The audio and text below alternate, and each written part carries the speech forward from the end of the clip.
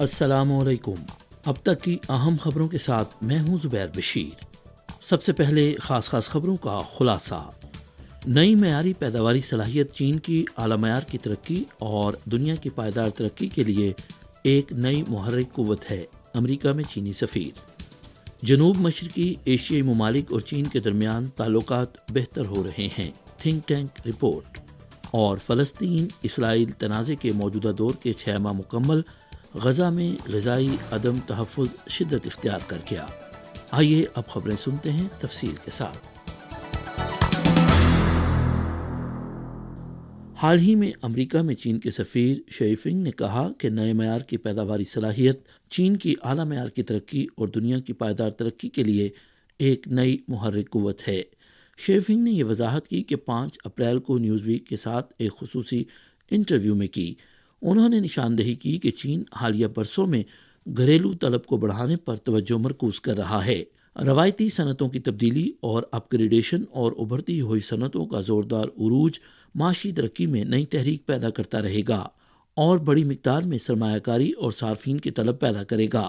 انہوں نے کہا کہ بیرونی دنیا کے لیے اعلیٰ سطح کے کھلے پن کو بڑھانا نئی معیاری پیداواری قوتوں کی ترقی کا ایک اہم حصہ ہے اور یہ چین کی ترقی کا واحد راستہ ہے اور اس سے دنیا کو نایاب ترقیاتی فوائد حاصل ہوں گے۔ مسلسل اپ گریڈ ہونے والی بڑی مارکیٹ چین کی اقتصادی ترقی کے لیے ایک ٹھوس بنیاد ہے اور یہ دنیا بھر کے ممالک کے مابین جیت جیت تعاون کا تاریخی موقع بھی فراہم کرے گی۔ چین کی وزارت خارجہ کی ترجمان ماؤننگ نے اعلان کیا کہ سی پی سی کی مرکزی کمیٹی کے پولیٹیکل بیورو کے رکن اور وزیر خارجہ وانگ یی کی دعوت پر روسی فیڈریشن کے وزیر خارجہ سرگئی لاوروف 8 اور 9 اپریل کو چین کا سرکاری دورہ کریں گے۔ سنگاپور کے اخبار لین ہا زاؤباؤ کی ویب سائٹ کی ایک رپورٹ کے مطابق جنوب مشرقی ایشیا کی صورتحال رپورٹ 2024 کو باضابطہ طور پر 2 اپریل کو جاری کیا گیا۔ اس رپورٹ میں چین اور امریکہ کے بارے میں جنوب مشرقی ایشیا کے لوگوں کے تاثرات اور اعتماد کا تجزیہ کیا گیا ہے اور توجہ میں رہنے والے بہت سے جغرافیائی سیاسی مسائل پر رائے شماری کی گئی۔ سروے سے پتہ چلتا ہے کہ چین کو اقتصادی اور سیاسی طور پر جنوب مشرقی ایشیا کا سب سے با اثر ملک سمجھا جاتا ہے۔ جہاں تک اس مفروضے کا تعلق ہے کہ اگر انہیں چین اور امریکہ کے درمیان کسی فریق کا انتخاب کرنا پڑا تو اس سال زیادہ جواب دہندگان چین کا انتخاب کریں گے۔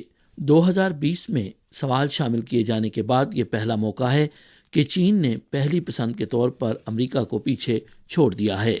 زیادہ تر جواب دہندگان کا خیال ہے کہ جنوب مشرقی ایشیائی ممالک اور چین کے درمیان تعلقات بہتر ہو رہے ہیں، ساتھ ہی ساتھ ایک اسٹریٹجک پارٹنر کے طور پر اور علاقائی سلامتی کو یقینی بنانے میں امریکہ پر ان کے اعتماد میں نمایاں کمی آئی ہے۔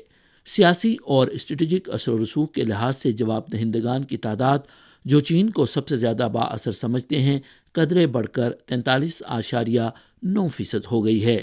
جواب دہندگان کی تعداد جو یہ سمجھتے ہیں کہ امریکہ کا سب سے زیادہ سیاسی اور اسٹریٹجک اثر و رسوخ ہے 25.8% تک گر گیا ہے۔ رپورٹ سے پتہ چلتا ہے کہ جنوب مشرقی ایشیائی جواب دہندگان عام طور پر چین کے ساتھ تعلقات کے امکانات کے بارے میں پر امید ہیں۔ جواب دہندگان کی تعداد جو یہ سمجھتے ہیں کہ اگلے 3 سالوں میں چین کے ساتھ ان کے ملک کے تعلقات بہتر ہوں گے یا نمایاں طور پر بہتر ہیں، 2023 کے 38.7% سے بڑھ کر 50% سے زائد ہو گئے ہیں۔ امریکہ پر کم یا عدم اعتماد کرنے والے جواب دہندگان 2023 کے 32% سے بڑھ کر 40.1% ہو گئے ہیں۔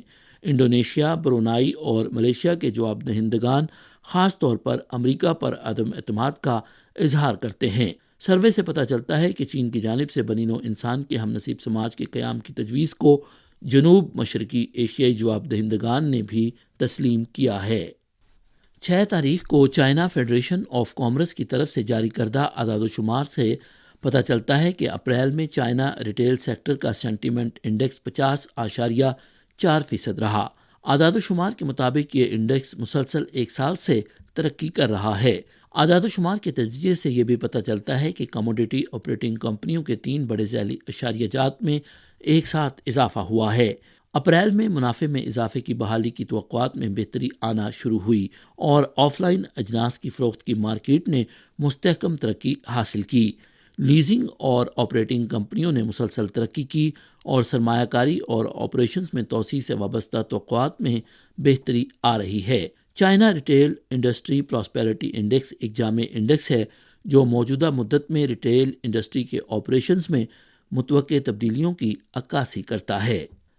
State administration of foreign exchange کی جانب سے 7 اپریل کو جاری کردہ اعداد و شمار کے مطابق مارچ 2024 کے اختتام تک چین کے زر مبادلہ کے ذخائر 3245.7 ارب ڈالر تھے، جو فروری کے اختتام سے 19.8 ارب ڈالر زیادہ ہوتے ہوئے 0.62% اضافہ ہے۔ مارچ 2024 میں بڑی معیشتوں کی مالیاتی پالیسیوں اور توقعات، میکرو اکنامک اعداد و شمار اور دیگر عوامل سے متاثر امریکی ڈالر انڈیکس میں اضافہ ہوا اور عالمی مالیاتی اثاثوں کی قیمتوں میں مجموعی طور پر اضافہ ہوا۔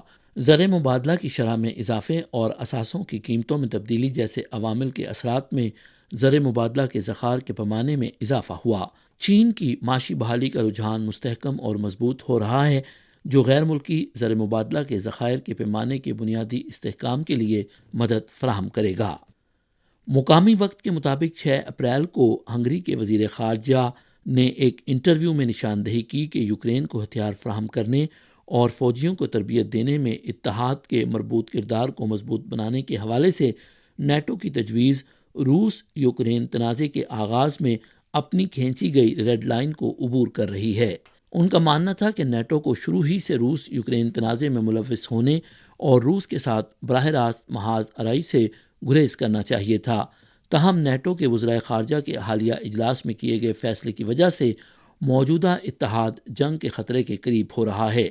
انہوں نے کہا کہ ہنگری نیٹو کی جانب سے مربوط کردار کو مضبوط بنانے کے لیے کیے گئے کاموں میں حصہ نہیں لے گا اور نہ ہی اس کے لیے مالی معاونت فراہم کرے گا۔ اس ضمن میں ہنگری یوکرین کے 100 بلین یورو کے فنڈ کے قیام کی مخالفت کرتا ہے۔